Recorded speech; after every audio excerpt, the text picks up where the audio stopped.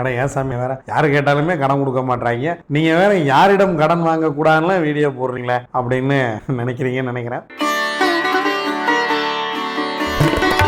கடன் வாங்குறதுக்கும் கடன் கொடுக்கறதுக்கும் சில விஷயங்கள் இருக்கு. ஒரு சிலர்கிட்ட கடன் வாங்கி தன் வாழ்க்கையே அழிந்து போனவர்கள் இருக்கிறார்கள். ஒரு சிலர்கிட்ட கடன் வாங்கி அவங்க டெவலப் ஆனவங்களா இருக்காங்க. அதாவது கடன் வாங்குவது எப்படின்னு எனக்கு தெரியும், யார்கிட்ட என்ன சொன்னா கடன் கொடுப்பாங்க அப்படிங்கிறது எனக்கு தெரியும் குருநாதா. தேவைக்காக கடன் வாங்குவது, பெருமைக்காக கடன் வாங்குவது, தொழிலுக்காக கடன் வாங்குவது அப்படின்னு 3 விஷயம் இதுக்குள்ள இருக்கு. அத்தியாவசியத்துக்காக கடன் வாங்கும்போது ஒரு சில நேரங்களில் அவங்க என்ன நட்சத்திரம், அவங்க என்ன நாமயோகம், இதெல்லாம் நம்ம கேட்க முடியாத ஒரு சூழ்நிலை நமக்கு வரலாம். இயற்கை உங்களை சிக்க வைக்கிறதுன்னு முடிவு பண்ணிட்டா நீங்க எத்தனை பிளான் பண்ணாலும் உங்களை கொண்டே சிக்க விட்டுரும். இந்த 5 நாமயோகத்துக்காரங்கிட்ட நீங்க கடன் வாங்கினீங்கன்னா உங்க வாழ்க்கை டெவலப்மெண்ட்டே ஆகாது. நீங்க என்ன வேணா பண்ணுங்க. இது எப்படின்னா, இவங்ககிட்ட பணம் வாங்கும்போது திருப்பி கொடுக்க வேண்டாங்கிற எண்ணமும் உங்களுக்குள்ள வரும். நான் இதை சஜஷனாகவே சொல்லியிருக்கேன், வேண்டாம் சார், அவங்க உங்ககிட்ட பணம் வாங்கி அவங்க டெவலப் ஆக மாட்டாங்க, நீங்கள் வேறு ஏதேனும் தொழில் மாற்றிக்கிங்க அப்படின்னு சொல்லுவோம். இல்லை சாமி, பிஸ்னஸ் நல்லா தான் போயிட்டுருக்கு. ஆனால் பிஸ்னஸ் நல்லா தான் போகும். பெருமைக்காக கடன் பெறாதீர்கள். குறிப்பாக இந்த 5 நாமயோகத்தில் இஎம்ஐ போட்டு விடாதீர்கள். இஎம்ஐ போட்டிங்கன்னா வாழ்நாள் முழுவதும் இஎம்ஐ தான். நீங்கள் தொழிலுக்காக கடன் வாங்கினீங்க அப்படின்னா உடனடியாக நீங்கள் செய்ய வேண்டிய விஷயம், நீங்கள் வாங்கக்கூடிய பணத்திலிருந்து 1% தொகையை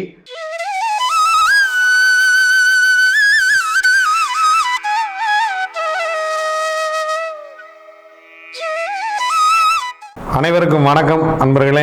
ரொம்ப நாள் ஆச்சு ஜென்ரலாக ஒரு வீடியோ போட்டு. நிறைய கோயில்களுக்கெல்லாம் போகிறதுனால நம்ம ஜென்ரல் வீடியோவே போட முடியல. நிறைய பகிர்ந்து கொள்ள வேண்டிய கருத்துக்கள் உங்களோடு இருக்கிறது. இன்னைக்கு நம்ம என்ன பார்க்க போகிறோம் அப்படின்னா, யாரிடம் கடன் வாங்க கூடாது. அட ஏன் சாமி வேற யாரு கேட்டாலுமே கடன் கொடுக்க மாட்டாங்க, நீங்கள் வேற யாரிடம் கடன் வாங்க கூடாதுன்னு வீடியோ போடுறீங்களே அப்படின்னு நினைக்கிறீங்கன்னு நினைக்கிறேன். கடன் வாங்குறதுக்கும் கடன் கொடுக்கறதுக்கும் சில விஷயங்கள் இருக்கு. ஒரு சிலர்கிட்ட கடன் வாங்கி தன் வாழ்க்கையே அழிந்து போனவர்கள் இருக்கிறார்கள். ஒரு சிலர்கிட்ட கடன் வாங்கி அவங்க டெவலப் ஆனவங்களா இருக்காங்க. இப்ப நான்லாம் பழனிசாமி அண்ணங்கிட்ட கடன் வாங்கி வாழ்க்கையில வேற லெவலில் டெவலப் ஆயிருக்கு. இதை பலமுறை நான் சொல்லியிருக்கேன். அவர்கிட்ட கடன் வாங்கி என்னுடைய ஒட்டுமொத்த வாழ்க்கையை நான் மாத்திருக்கேன். அதுக்கு முன்னாடி ஒரு சிலர்கிட்ட கடன் வாங்கும் போல நான் ரொம்ப சிரமப்பட்டிருக்கேன். இந்த கண்டென்ட்டை ஒரு நாள் என் குருநாட்ட நான் கேட்க, குருநாதா, யாருக்கிட்ட கடன் வாங்கணும், யாருக்கிட்ட கடன் வாங்கக்கூடாது அப்படின்னு ஏதாவது ரூல் இருக்கா? இல்ல இந்த கிழமைகள்லாம் வாங்கலாம், இந்த கிழமையில வாங்கக்கூடாதுன்னு என்னென்ன கடன் வாங்குறத பத்தி சொல்லுங்க. அப்புறம் அவர் நம்மளை கேட்டார், கடன் வாங்குறத பத்தி உனக்கு தெரியாத ரூலாப்பா எனக்கு தெரிய போகுது,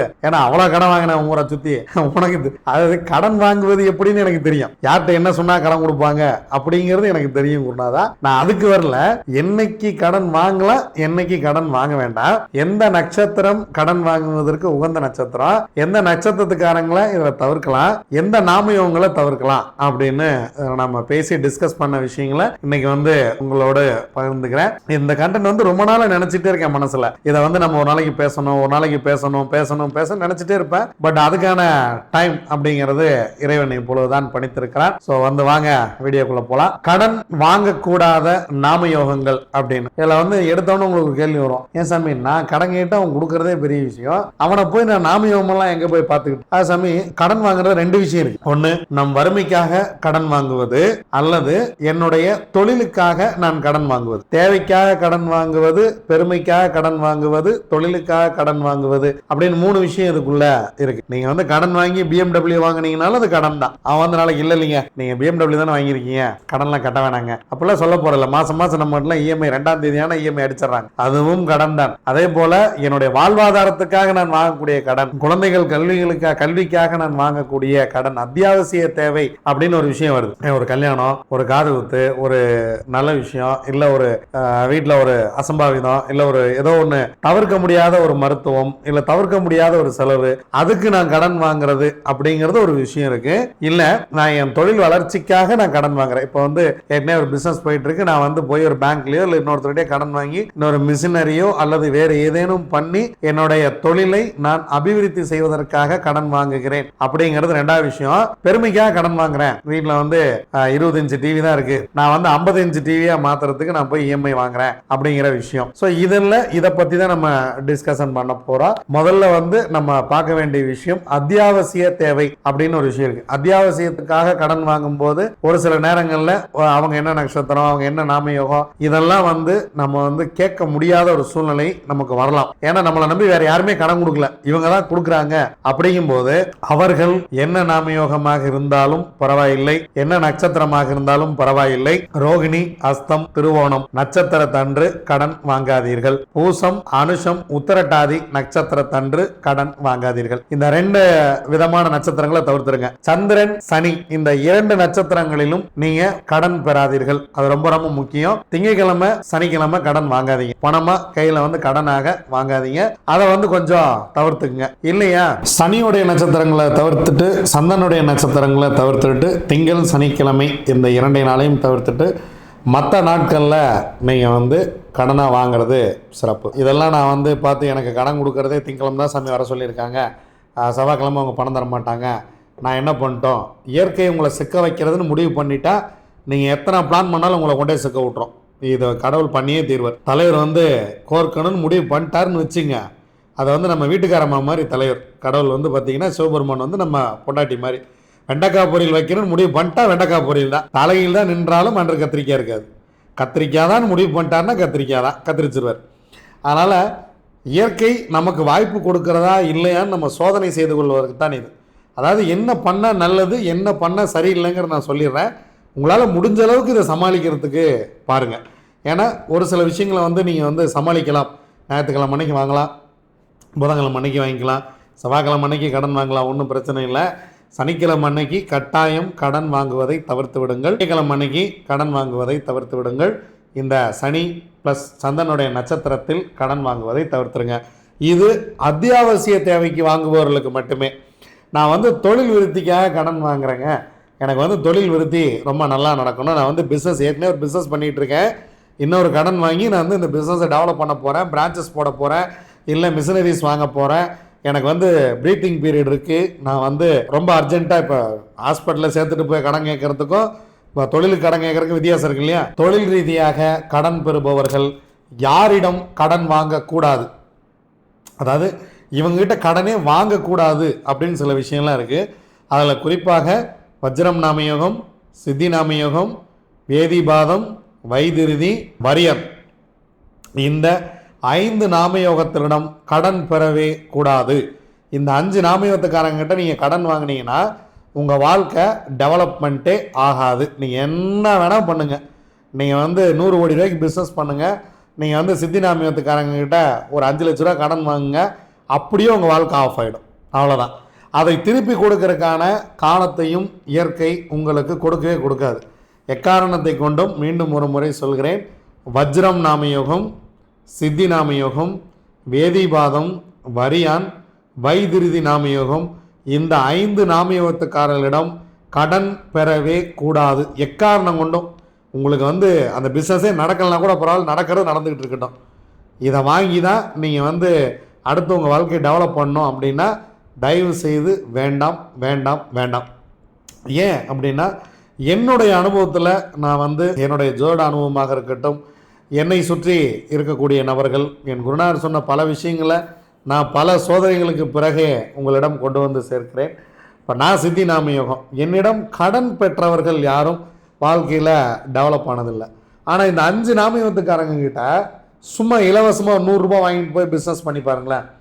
வியாபாரம் பண்ணுறது இல்லை, ஒரு 100 ரூபா 500 ரூபா 1000 ரூபா நீங்கள் வந்து சும்மா இலவசமாக நீங்கள் வந்து பணம் வாங்கினீங்க அப்படின்னா வேறு லெவலில் வாழ்க்கை வந்துடும். வஜ்ர நாமயத்துக்காரங்கிட்ட தொழில் ஆரம்பிக்க போகிறீங்க அப்படின்னா ஒரு நாள் தேடி பிடிச்சி வஜ்ர நாமயக்காரங்கிட்ட போய் நான் புதுசாக ஒரு கடை ஆரம்பிக்க போகிறேன், நீங்கள் வந்து திறந்து வைங்க, இல்லை முதல் பொருள் வந்து வாங்குங்க, முதல் பணம் கொடுத்து வாங்கிக்கிங்க அப்படின்னு சொல்லி அவங்கள முதல்ல அவங்களுக்கு ஒரு பொருளை சேல் பண்ணிங்கனாவோ அல்லது அவங்ககிட்ட பணம் வாங்கிட்டு போய் ஒரு இடம் வாங்கினீங்கனாவோ, ஒரு வீடு வாங்கினீங்கனாவோ, ஒரு பிஸ்னஸ் ஸ்டார்ட் பண்ணிங்கனாவோ, ஒரு வண்டி வாங்கினீங்கனாவோ, என்ன பண்ணிங்கனாலும் இந்த 5 நாமயோகத்தக்காரர்கள் கையில் பணம் வாங்கிட்டு போய் பண்ணிங்கன்னா பெருகும். வட்டிக்கு கடனாக நீங்கள் வாங்கும் பொழுது என்ன நினச்சி வாங்குவீங்கன்னா, ஓகே கட்டிடலாம் தான் வாங்குவீங்க.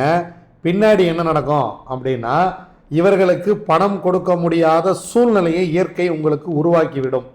நீங்கள் அதான் சொன்னேன், 100 கோடி ரூபாய்க்கு பிஸ்னஸ் பண்ணுறீங்க சாமி, நீங்கள் வந்து வரியார் நாமயோகத்துக்காரர்கிட்ட ஒரு 5 லட்ச ரூபா கடன் வாங்குறீங்க, இல்லை கைமாத்தா வாங்குறீங்க. இந்த மாதம் வந்து சம்பளம் போடுறதுக்கு ஏதோ டிலே ஆகுது, ஒரு 5 லட்ச ரூபா எனக்கு வேணும் அப்படின்னு சொல்லிட்டு கைமாத்தா வாங்கினீங்கன்னா, அந்த 5 லட்ச ரூபாயை கூட இல்லாத அளவுக்கு உங்கள் தொழிலை சரித்து உங்களை கொண்டாந்து ஜீரோ பண்ணிடும். இதுதான் இயற்கையோட சூட்சமம். இதை இதுவரைக்கும் யாரும் எங்கும் சொல்லவில்லை. என் வாழ்க்கையின் அனுபவத்தில் நான் பலரை பார்த்திருக்கிறேன். பல பேர் நல்ல நிலைமையிலிருந்து தோற்று போனவர்கள் ஆகா ஓஹோன்னு பிஸ்னஸ் பண்ணிகிட்டு இருந்தாங்க, இன்றைக்கி வந்து ஒரு மிகப்பெரிய தோல்வியில் இருக்கிறது. நீங்கள் வந்து நல்லா தான் சார் போயிட்டு இருந்தது, திடீர்னு வந்து ஒரு ரைடு வந்து எல்லாம் லாக் ஆகிடுச்சு, பேங்க் அக்கௌண்ட் லாக் ஆகிடுச்சு, இல்லை ஒரு விபத்தில் வந்து அவரே செயல்பட முடியாமல் அவர் வாழ்க்கையே முடங்கி போச்சு. நீங்கள் இந்த 5 நாமயோகத்துக்காரங்கிட்ட கடன் வாங்கினவங்க பாருங்கள், அடுத்த 15 நாட்களுக்குள் பாதிக்கப்பட்டிருப்பீர்கள். அதான் விஷயம். அடுத்த 15 நாள் 20 நாள். இது எப்படின்னா, இவங்ககிட்ட பணம் வாங்கும்போது திருப்பி கொடுக்க வேண்டாங்கிற எண்ணமும் உங்களுக்குள்ளே வரும். நம்ம நண்பர் தானே சொல்லிக்கலாம், நம்ம அண்ணன் தானே, நம்ம தம்பி தானே, நம்மால் தானே சொல்லிக்கலாம், பார்த்துக்கலாம், பொறுமையாக பண்ணிக்கலாம் அப்படின்னு சொல்லி. ஸோ அவர்கள் வாழ்க்கை ஒரு ஒரு ஒரு லெவலுக்கு மேலே அதை வராதுதான் நம்ம வந்து பார்த்துருக்கோம். இதில் நம்ம வஜ்ரம் நாமயோகத்தில் நம்ம நண்பர் ஒருத்தர் ஃபைனான்ஸ் பண்ணிகிட்டு இருந்தார் கொஞ்ச நாளைக்கு முன்னாடி. அப்புறம் நம்மளே வந்து நிறுத்த சொல்லிட்டோம். ஒரு வருஷத்துக்கு முன்னாடி நமக்கு வேண்டப்பட்ட ஒருத்தர் ஃபைனான்ஸ் பண்ணிகிட்டு இருந்தார். அப்புறம் நம்மளே என்ன சொல்லிட்டோம்னா, வேண்டாம் சார் நீங்கள் யாருக்கும் கடனாக கொடுக்காதீங்க, காரணம் உங்கள்கிட்ட பணம் வாங்கி அவங்க வந்து டெவலப் ஆக போகிறது கிடையாது, அவங்க கம்ப்ளீட்டட் லாஸ் ஆகிடுவாங்க, அதனால் அதை நிறுத்திடுங்க அப்படின்னு சொன்னால் அவரை நிறுத்திட்டு வேறு தொழிலுக்கு மாறிட்டார். ஒரு சில வரியார் நாமயோகத்துக்காரர்கள் இந்த தினசரி பணம் கொடுக்குறவங்க, இந்த மார்க்கெட்டில் பணம் கொடுக்குறவங்க, இந்த மாதிரிலாம் வேதிபாதம் வரியாரில் நிறைய பேர் வந்து எங்கிட்ட ஜாதகம் பார்த்தவங்களுக்கு நான் வந்து இதை சஜஷனாகவே சொல்லியிருக்கேன், வேண்டாம் சார், அவங்க உங்கள்கிட்ட பணம் வாங்கி அவங்க டெவலப் ஆக மாட்டாங்க, நீங்கள் வேறு ஏதேனும் தொழில் மாற்றிக்கிங்க அப்படின்னு சொல்லுவோம். இல்லை சமயம் பிஸ்னஸ் நல்லா தான் போயிட்டுருக்கு, பிஸ்னஸ் நல்லா தான் போகும், இவங்களுக்கு பிஸ்னஸ் நல்லா தான் போகும். இப்போ இவங்க வந்து ஒரு வட்டி தொழில் பண்ணுறாங்க அப்படின்னா இவங்களுக்கு பிஸ்னஸ் நல்லா தான் போகும். என்னென்னா, இவங்ககிட்ட பணம் வாங்குறவங்க டெவலப்பே ஆக மாட்டாங்க, அவன் திரும்ப திரும்ப திரும்ப திரும்ப லாஸ் ஆகிட்டே இருப்பான். ஒன்றும் இல்லை, ஒரு வேதிபாம் நாமயத்துக்காரர் ஒருத்தர் வந்து டெய்லி ஃபைனான்ஸ் கொடுக்குறாரு மார்க்கெட்லன்னு வச்சுக்கோமே.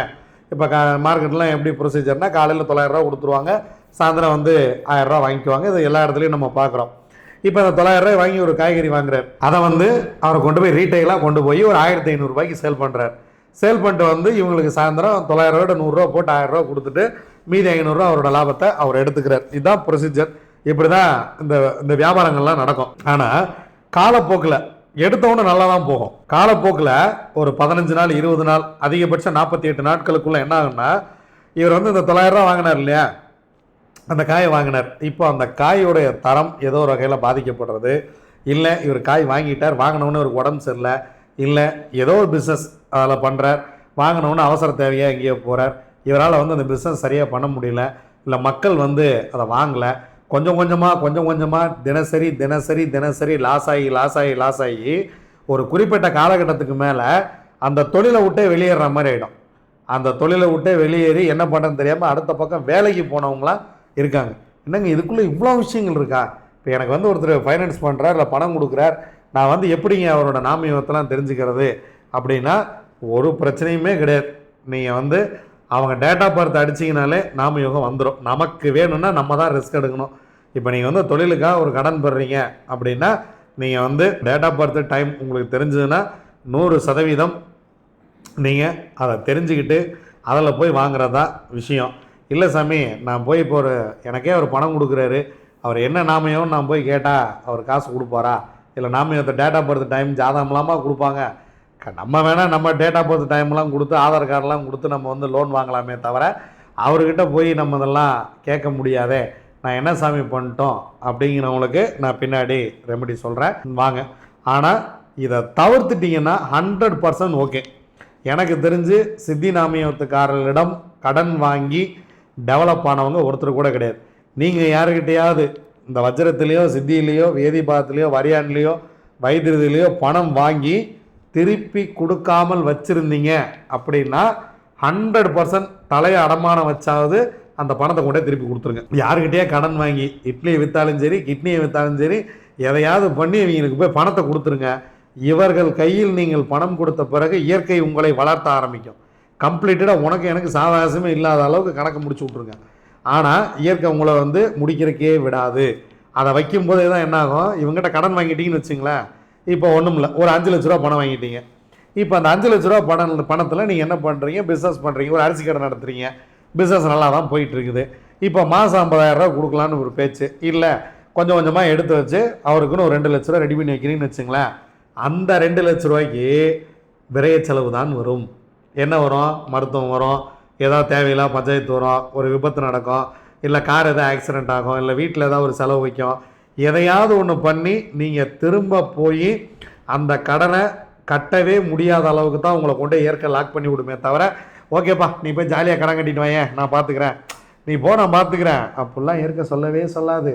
அதுதான் இயற்கையிடம் இருக்கும் சூட்சுமம். அதனால் முடிஞ்ச அளவுக்கு இதை தவிர்த்து விடுங்கள். இந்த 5 நாமயத்துக்காரர் ஒருவேளை நீங்கள் யார்கிட்டயா பணம் வாங்கி அதை உங்களால் திரும்ப கட்ட முடியலன்னா அவர்கள் இந்த 5 நாமயத்தில் தான் இருப்பார்கள். நீங்கள் கடன் வாங்கினதுக்கு அப்புறம் டெவலப் ஆனீங்களா, டெவலப் ஆகலையா அப்படின்னு ஒரே கேள்வி உங்களை கேளுங்க. அதாவது அவருக்கு நம்ம திருப்பி கொடுக்க வேணாம், கொடுக்கலன்னா என்ன பண்ணுவார், அவர் என்ன பெரிய ஆளா, பார்த்துடலாமா, பண்ணிடலாமா, இதெல்லாம் விட்டுருங்க. இப்படியெல்லாம் கடன் வாங்கிட்டு சில பேர் பேசுகிறதையும் நம்ம பார்க்குறோம். அதெல்லாம் விட்டுருங்க. உங்களுக்குள்ள மனசாட்சி ரீதியாக ஒரு கேள்வி கேளுங்க. நான் இவரிடம் பணம் பெற்ற பிறகு என் வாழ்க்கை வளர்ந்ததா இல்லையா, இவரிடம் கடன் வாங்கின பிறகு என் வாழ்க்கை டெவலப் ஆச்சா டெவலப் ஆகலையா, 2 கேள்வி தான். டெவலப் ஆகலை அப்படின்னா திருப்பி கொடுத்துருங்க. ஏன்னா திருப்பி கொடுக்குற வரைக்கும் உங்களை டெவலப்பாக வச்சுக்காது. அது நீங்கள் என்ன வேணால் காரணம் சொல்லலாம், இவர்கிட்ட பணம் வாங்கி தான் எனக்கு லாஸ் ஆச்சு, இவர்கிட்ட பணம் வாங்கினாலும் லாஸ் தான் ஆகும், அதுதான் விதி. அது திரும்ப இயற்கைக்கிட்டே நீங்கள் போய் அதே பதில் திரும்ப சொல்லிட்டு இருக்கக்கூடாது. இயற்கை எல்லாவற்றையும் பார்த்து கொண்டிருக்கிறது, இறைவன் எல்லாவற்றையும் பார்த்து கொண்டிருக்கிறான். அவன்கிட்ட நீங்கள் கதையெல்லாம் சொல்ல முடியாது. மனிதனை மனிதன் ஏமாற்றலாம், மனிதன் இறைவனை ஏமாற்ற முடியாது. இறைவன் வேணும்னா மனிதனை ஏமாற்றலாம். எந்த சூழ்நிலையும் நீங்கள் இயற்கையோ அல்லது இறைவனையோ நீங்கள் ஏமாற்றவே முடியாது. அதனால் 100% எங்கேயாவது உங்கள் தலையை அடமானம் வைத்தாவது இவர்களுக்கு பணத்தை திருப்பி கொடுத்து விடுங்கள். அது வரைக்கும் உங்களால் டெவலப்பே ஆக முடியாது. இதில் இந்த பெருமைக்கு கடன் வாங்குவது, அவர்களெல்லாம் நிச்சயமாக இந்த நாமயங்களை தவிர்த்து விட வேண்டும். அதே போல் குறிப்பாக வேதிபாதம், வரியான், வைத்திருதி, கண்டம், அதிகண்டம், இந்த 5 நாமயோகங்களில் வீட்டு உபயோகப் பொருட்கள் எதுவும் வாங்காதீர்கள். புதுசாக கார் வாங்குகிறேன் அப்படின்னா இந்த 5 நாமயோகத்தில் வாங்காதீங்க. அதே போல் இதில் நீங்கள் சித்தியும் வஜ்ரத்தையும் தவிர்த்துடலாம். இதில் நீங்கள் புதுசாக பொருளாக வாங்கலாம், அதெல்லாம் பெருகும், டெவலப் ஆகும், அதெல்லாம் பிரச்சனை கிடையாது. இந்த 5 நாமயோகங்களில் புதுசாக நான் டிவி வாங்குகிறேன், மிக்சி வாங்குகிறேன், கிரைண்டர் வாங்குகிறேன், வாஷிங் மிஷின் வாங்குகிறேன், இல்லை நான் போய் கார் வாங்குகிறேன், என்னமோ எதையுமே வாங்காதீங்க. புதுசாக ஒரு பொருள் வாங்கும்போது இதை கொஞ்சம் இந்த நாமயோகங்களை தவிர்த்துட்டு மற்ற நாள், ஏன்னா இந்த நாமயோகங்களில் தான் போய் இஎம்ஐ போடுவீங்க. நான் போய் ஒன்றும் இல்லைங்க சார், 0% இஎம்ஐங்க சார். என்னங்க 0% இஎம்ஐ, எனக்கு ஏங்க நீங்கள் வட்டி இல்லாமல் கடன் கொடுக்குறீங்க, நமக்கு வட்டி இல்லாமல் கடன் கொடுக்குறதுக்காக வேணால் முட்டா போயலாம். 0% இஎம்ஐ கொடுக்குறதுக்கு பட்ஜெட் ஃபைனான்ஸுக்காரன்னா நமக்கு பங்காளியா, சொந்தக்காரனே நமக்கு வட்டி இல்லாமல் கடன் கொடுக்க மாட்டேங்கிறான், பட்ஜெட் ஃபைனான்ஸுக்காரன் நமக்கே வட்டி இல்லாமல் கடன் கொடுக்கணும். நாங்கள் தான் 2ஆம் தேதியான இஎம்ஐ போட்டுருவோம்ல, உனக்கு சம்பளம் 5ஆம் தேதினா கிரெடிட் ஆகும், மாதம் 800 ரூபா கட்டுறேன். நான்லாம் ரொம்ப பாதிக்கப்பட்டிருக்கேன் பட்ஜெட் ஃபைனான்ஸால், டேஸ் ஃபைனான்ஸால். நான்லாம் ஏகப்பட்டது பாதிக்கப்பட்டிருக்கேன். அதை பற்றி தனியாக ஒரு வீடியோலாம் போட்டிருக்கிறேன். இந்த 0% இஎம்ஐயே எனக்கு மாதம் கட்டிக்கிட்டால் போதும். உங்கள் அக்கௌண்ட்டில் பணம் இருக்குமா, 0% இஎம்ஐ போடுங்க, தப்பு இல்லை. அக்கௌண்ட்டில் சம்பளம் தான் பண்ணணுமா, அதனால் கொஞ்சம் சேர்த்து வச்சு உங்களால் எப்போ முடியுதோ அப்போ போய் அத்தியாவசிய பொருட்களை வாங்குங்கள். பெருமைக்காக கடன் பெறாதீர்கள். குறிப்பாக இந்த 5 நாமயோகத்தில் இஎம்ஐ போட்டு விடாதீர்கள். இஎம்ஐ போட்டிங்கன்னா வாழ்நாள் முழுவதும் இஎம்ஐ தான். சனிக்கிழமை அன்னைக்கோ திங்கக்கிழமை அன்னைக்கோ இஎம்ஐ போட்டிங்கனாலும் வாழ்நாள் முழுவதும் இஎம்ஐ தான். அதுலேயே வேதிபாதம், வரியான், வைத்திருதி, கண்டம், அதிகண்டம் நாமயோகங்களில் இஎம்ஐ போட்டிங்கன்னா வாழ்நாள் முழுவதும் இஎம்ஐ இஎம்ஐ இஎம்ஐ தான். சாகிற வரைக்கும் இஎம்ஐ தான், அதில் மாற்றமே கிடையாது. அதுலேருந்து வெளியிலேயே வர முடியாது. உங்களை மொட்டையடிப்பதற்காகவே ஊருக்குள்ளே ஒரு பெருங்கொண்ட கூட்டம் அலைகிறது. ஸோ அதை முதல்ல நீங்கள் ஞாபகம் வச்சுக்கணும். அதனால் பெருமைக்காக கடன் வாங்கும் பொழுது இந்த விஷயங்களை தவிர்த்து விடுங்கள். தொழிலுக்காக கடன் வாங்கும்போது முதலில் சொன்ன 5 நாமயங்களை தவிர்த்து விடுங்கள். அத்தியாவசியமாக கடன் வாங்கும் பொழுது நான் முதல்ல சொன்ன விஷயங்களை நினைவில் வைத்துக் கொள்ளுங்கள். சரி, ஓகே, இப்போது வேறு வழியே கிடையாது. எனக்கு நான் இப்போ என் பிஸ்னஸுக்கு தான் கடன் வாங்குகிறேன். அந்த பேங்க் மேனேஜர் போய் என்ன நாமியம்லாம் என்னால் கேட்க முடியாது. அவன் என்னை பார்த்தாலே ஏற்கனவே எதிரியை பார்க்குற மாதிரி பார்க்குறான். அவன் என் லோனு கையெழுத்து போடுறதே பெரிய விஷயம். நீங்கள் பாட்டுக்கு போச்சுக்குன்னு அவன்கிட்ட காசு வாங்காதீங்கன்ட்டிங்க. அவன் டேட்டா பர்த்தை கேட்டால் சொல்லுவானா அப்படின்னு லவ் பண்ணுற பொண்ணே டேட்டா பர்த்தை கேட்டால் சொல்ல மாட்டேங்குது. நீங்கள் பேங்க் மேனேஜர் டேட்டா பர்த்தெலாம் போய் கேட்க சொல்கிறீங்க. அப்படி நீங்கள் கேட்குறது எனக்கு புரியுது. ஸோ அதை கேட்க முடியாது அப்படின்னா, ஒருவேளை ஏற்கனவே நீங்கள் 5 நாமயத்தில் கடன் பெற்று அதனால் நீங்கள் சோதனையை சந்தித்தால் 100% திருப்பி கொடுத்துருங்க. இதுக்கு தட் இஸ் நாட் ரெமெடி. ஒருவேளை தெரியாமல் இந்த 5 நாமயத்துக்காரர்களிடம்தான் கடன் வாங்க வேண்டிய சூழ்நிலை இருக்கிறது அப்படின்னா, நீங்கள் தொழிலுக்காக கடன் வாங்கினீங்க அப்படின்னா உடனடியாக நீங்கள் செய்ய வேண்டிய விஷயம், நீங்கள் வாங்கக்கூடிய பணத்திலிருந்து 1% தொகையை பசுமாட்டுக்கு செலவு பண்ணிடுங்க. மீதி இருக்கக்கூடியதை நீங்கள் பயன்படுத்திக்கலாம். நீங்கள் அந்த மாதிரி பண்ணிட்டீங்கன்னா உங்களை கடனை கட்டுறதுக்கு அனுமதிச்சிடும். கடன் கட்டிக்கிட்டே இருக்கீங்க, 75% 90% கடன் கட்டிட்டீங்க.